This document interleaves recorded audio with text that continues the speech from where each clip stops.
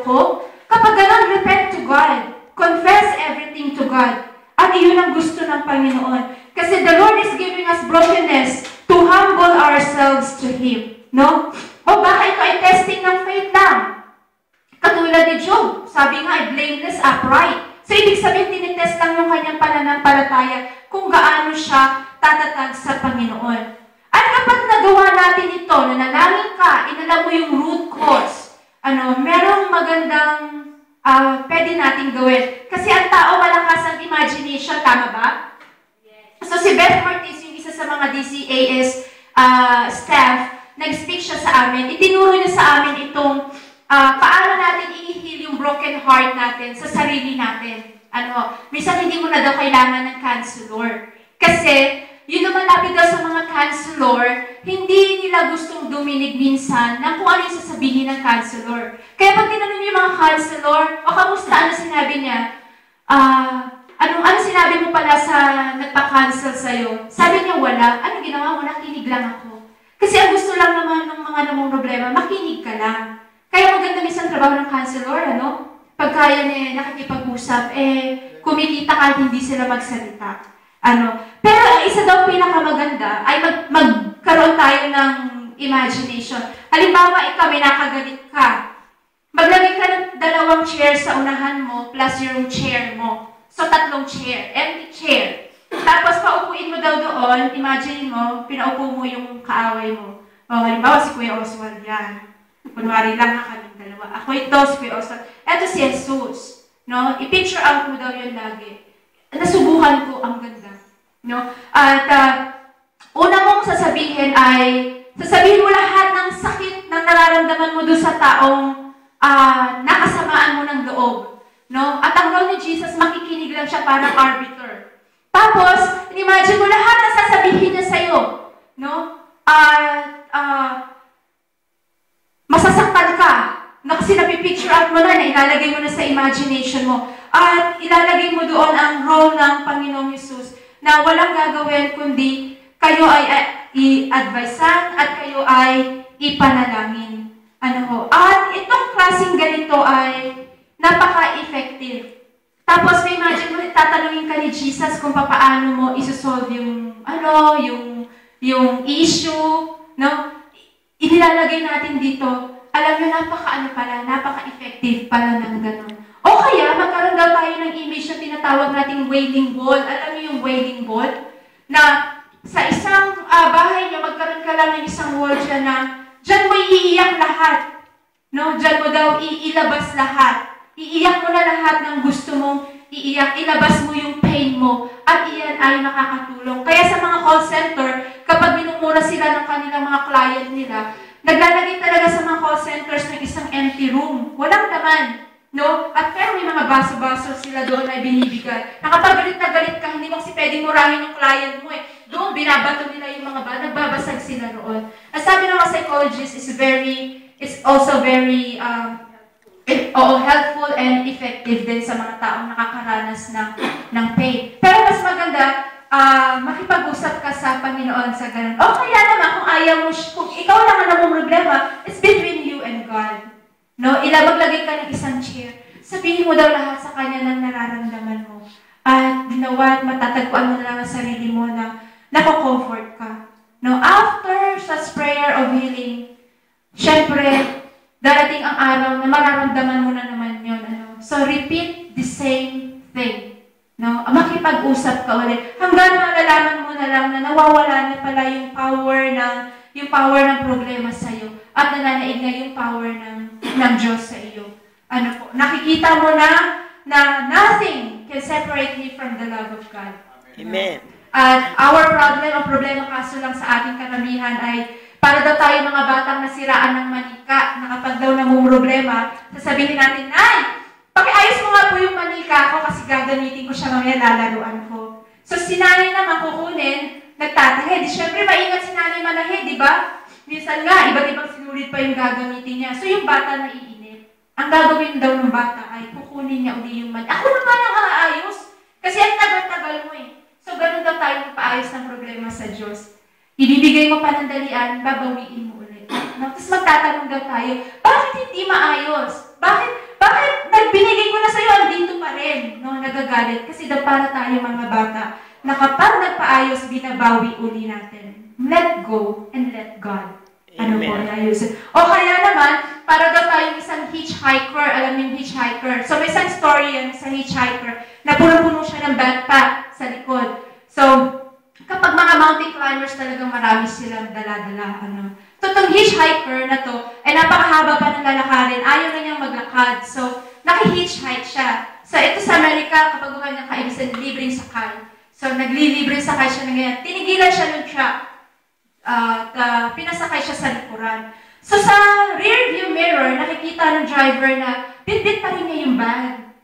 So, ang ginawa nung driver, huminto, sinabi niya, bakit ayaw mong ibaba yung bag mo? Pwede mo naman ibaba, laki-laki nun siya. Sabi niya, hindi na kasi nakisakay na ako, ayoko na maging pabigat sa iyo. No? So, yun yung sinabi nung hitchhiker. So, ganun din daw tayo sa Panginoon. Sabi niya, come unto me, all of you who are heavy laden. No? Ilagak mo lahat sa Diyos. Pero sasabihin mo, kasi nagiging pabigat lang ako. Hindi mo pala ina-unload ang lahat sa Panginoon. Kaya nahihirapan tayo, yung brokenness ay ina-unload pa rin. Unload everything to Jesus because His promise is to give us rest. Sa Diyos lang natin matatagpuan. Ibinigay na sa ating lahat ng Diyos, He will fight for us, mga kapatid. At isa pang illustration, isang anak ng chef ang lumapit sa kanya. Sabi ng anak, tatay, babae siya, tatay, alam mo, pagod na ako sa mundong ito, ayaw ko nang mabuhay sa mundo, tatay. Gusto ko nang maglaho. Hindi ko na kaya ang problema natin. Dahil chef siya, kumuha siya ng patatas, ng itlog, at ng kape. At nilaga niya lahat. At inilagay niya sa lamesa. So nagtaka yung anak. Bakit mo ginagawa ito, tatay? Sabi ko nga sa'yo, gusto ko na maglaho sa mundo, gusto ko nang mamatay. So sabi ng tatay, maupo ka, anak.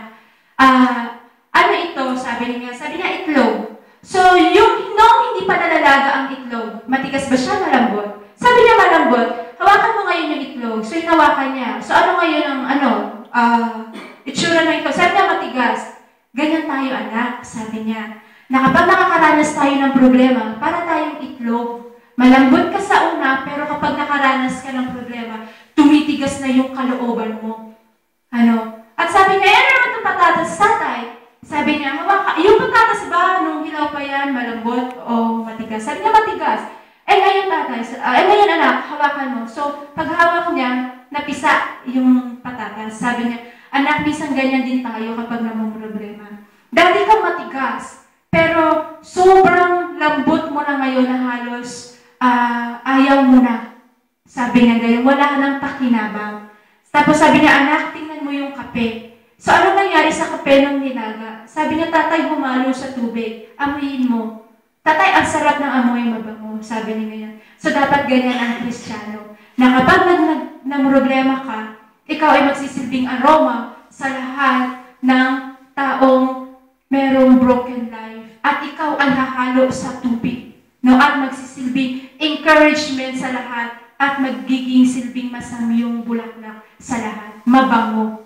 No, sa mga Kristiyano. So from then on, yung anak ay umalis at nagpatuloy sa kanyang buhay.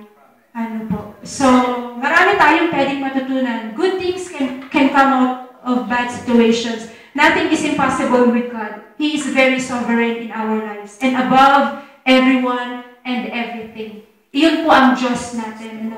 At God can do impossible things in our lives. At isa ang sa miracle niyan, isang German ang nakaranas niyan. Maliit pa siya, nagkasakit siya. True story po ito. Maliit siya, nagkasakit siya. At nung nagkasakit siya, ay na-diagnose, sabi ng doctor, hindi ka nagagaling, sabi ng doctor. So, ang nangyari sa mga magulang niya, ibinigay lahat ng pera para lang ito ay makarecover. Pero hindi siya nakarecover, namatay yung bata. Pagkamatay ng bata, inilibing. At kinagabihan na naginip yung kanyang nanay na yung anak niya ay umiiyak sa loob ng kabawang at sinasabi, Nanay, tanggalin mo ko rito. Nanay, tanggalin mo ko rito. So, nagising siya at umiiyak yung nanay. Sabi niya, baka buhay pa yung anak ko. Tapos sabi naman ng tatay, hindi, matulog ka na. The next evening, gano'n na naman, the same dream yung kanyang nana na panaginipan. At sabi niya, puntahan kaya natin yung nicho, bukayin natin. Sabi niya, hindi. Sabi ng asawa, wala na siya. No, declared dead na siya. Kinagabihan ulit, 3 nights, ay gano'n na naman yung panaginip niya, hindi nawawala. So sabi niya, hindi na pwede. Kailangan bukayin mo siya, titingnan mo siya. Sabi niya gano'n. So pinahukay yung nicho ng bata. At nung nakita nila, pagbukas ng nicho, di ba straight na straight kapag kapatay, nakatagilid yung bata. At nung nakita nila nakatagilid yung bata, kumuha sila agad ng wine, ipinahid dito. At namula yung labi ng bata. Ibig sabihin, buhay yung bata. At nung nabuhay yung bata, after a week nakitang naglalaro, natakot ang lahat ng tao. At itong taong to, namatay siya at the age of 93 in Germany. So nothing is impossible with God. No, kaya yung mga funeraria ngayon, hindi nila pinakikialaman ng patay for how many hours. Kapag namatay, may palugit silang 5 hours, 6 hours, kasi may mga senaryo talaga na nabubuhay ang tao. And during that time, hindi uso yung embalming, no? Kaya nabuhay yung bata. So is there, impossibilities sa Panginoon? Wala. No, walang imposible sa Diyos kapag tayo ay magkukumit ng ating buhay sa Kanya. Huwag tayong matakot, mga kapatid, kapag tayo ay nakakaranas ng problema. At sabi niya sa Psalms 46:10, "Be still and know that I am God." Okay? So, ang lahat pang-lima, let us thank God and worship Him even in our greatest grief. Job thanked and worshiped God in his grief. So, yung tears ni Job is not an expression of unbelief. Kaya siya umiiyak dahil nalulungkot siya, no? Yung pag-iyak, hindi yan unspiritual, mga kapatid. Yung pag-iyak ay nakakatulong sa ating lahat. Iyan ay tinatanggal niyan yung stress mo. No? Kaya sabi ko nga sa inyo, now, wag niyo akong intindihan pag naiyak ako. Ibig sabihin, I'm getting stronger. Kasi through crying, you can release your emotion. The Lord mourned. Jesus Christ mourned and grieved. Tandaan niyo yan. Bago siya namatay, sinabi niya na, kung hanggang maaari, Ama, alisin mo yung sarong ito sa akin. Umiiyak siya. Nagmumurn siya, nag-grieve siya. No? At alam niya kasi hindi ng suffering na mararanasan niya. So, it's not unspiritual to cry, mga kapatid. Because the Lord wants us to remain faithful in the midst of calamity. Ano po? I-let go po natin yan. At sabi, ikagalak nyo na nakakaranas kayo ng problema dahil tandayan na mahal kayo ng Panginoon. Level up tayo ng Panginoon. So, paano natin ihihil ang brokenness natin? Pray. Pangalawa, no. The root cause of your brokenness. Ano yung pangatlo? Ano yung pangatlo natin? Katapos nating malaman?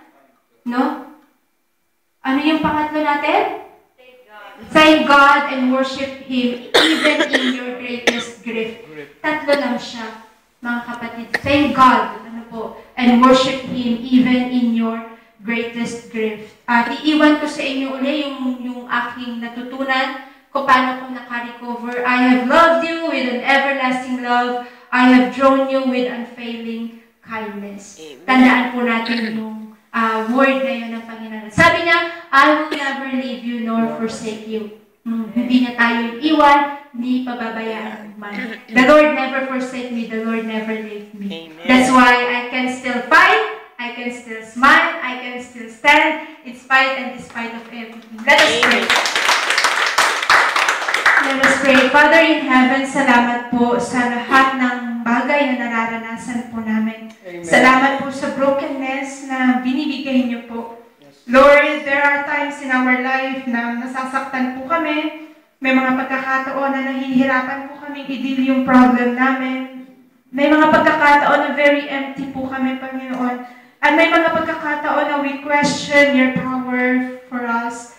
At may mga pagkakataon, Panginoon, na hindi namin alam yung aming gagawin.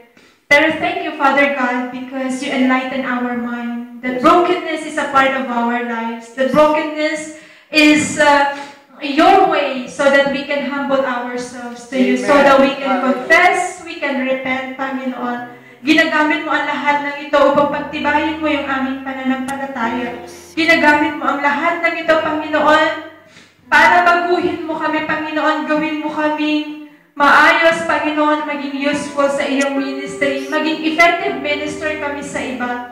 Kung naranasan namin ito, Panginoon, we wanna declare blessings upon each other, Lord. And we thank you, Lord, with all our hearts. Dahil sa pamamagitan nito, Panginoon, nakikita namin ang power mo. Nakikita namin kung hanggang saan ka nag-work sa amin, Panginoon. And you are incomparable, Lord. Walang makakapantay sa iyo. Salamat po, Panginoon, sa mga steps na natutunan namin kay Pastor Ray. Salamat po dahil patuloy niyo rin po siyang iniingatan, Panginoon. Patuloy niyo rin po siyang pinalalakas. Sa kabila, nakakaranas din siya ng brokenness, Father God. And lately, Panginoon, kami ay beaten. Kami ay persecuted ng maraming bagay, Panginoon. At ang mga bagay na ito, Lord, minsan nakakapagpabagal ng aming ministry. Minsan nakakapag-sidetrack, Panginoon, ang aming pananampalataya. But we believe in your power, Lord. We believe in your blood, Lord. Yes, Lord. Na nabuhos sa krus ng Kalbaryo. Yes, Lord. Kung paano ibinigay mo ang buhay ng iyong anak para sa amin. Lord, in return, we want to offer our lives to you. Amen. Heal us, Father God, in the mighty name of Jesus. Mend our broken heart in the mighty name of Jesus. And Father, we declare blessings, Lord, upon each other. We declare healing, Father God, sa aming mga buhay, Panginoon. Dahil alam namin, Panginoon, kayo makakagawa ng lahat ng ito. Patawarin niyo po kami sa mga nagagawa namin kasalanan. Nandito kami ngayon, Panginoon, para isurrender ang buhay namin sa inyo. Yes, Lord. Inire-recommit po namin ang lahat ng ito sa inyo, Panginoon. Kung sa mga nakarang araw, Panginoon, hindi namin nagawa ang iyong layunin, Panginoon, kami po ay humihingi ng tawad. Kami po, Panginoon, ay nag-humble down sa iyong harapan. Pagalingin niyo po kami, Panginoon. Kami po, Panginoon, ay inyong tulungan dahil wala kaming magagawa kung sa sarili lamang. Yes, Lord. Ikamamatay namin, Panginoon, kung sa sarili lang namin, Panginoon. That's why, Lord, we recognize your power. We recognize you, Lord, as our Lord and Savior. Be our comforter, Lord. Be our healer. Be our provider, Lord. And be our God, Lord. Maraming salamat po sa mga panahon na ganito. Tulungan niyo po kami, Panginoon, sa bawat oras na aming paglakad. Tulungan niyo po kami sa bawat oras ng aming pagdidesisyon. Tulungan niyo po kami, Panginoon, sa bawat oras, Panginoon, na kailangan ka po namin. Hinahanap namin yung inyong pagkalinga, Father God. Tulungan niyo po kami matagpuan namin kayo sa oras na kami nangangailangan. Katagpuin niyo po kami, Panginoon. Salamat po sa pag-ibig mo. Yes, Lord. Lord, heal us, Father God. Mend our broken hearts, Father. Thank you so much for your love that we have experienced. Thank you so much, Lord, for the forgiveness that you have given us. And thank you, Lord, because you are more than conqueror in our lives. You are our deliverer, our conqueror, Father God. You've done everything to us, Father God. Forgive us for all the things that we have done to you. Tulungan niyo po kami na makaahon kami sa lubog na buhay namin na ito. Yes, Lord. Itinataas po namin ang lahat ng sakit na nararamdaman namin sa iyo. Kung kami naman ngayon sa hapon na ito nakakaranas ng sakit ng kalooban, Panginoon, heal us. Kung kami may galit sa aming mga kapatid, Panginoon, na narito ngayon, heal us, Father God. Kung kami man, Panginoon, ay hindi nakakapagpatawad sa mga taong nasaktan, Panginoon, o nakasakit sa amin, patawarin niyo po kami. Kung kami man, Panginoon, ay nagsasalfiti dahil wala kami, Panginoon, pera,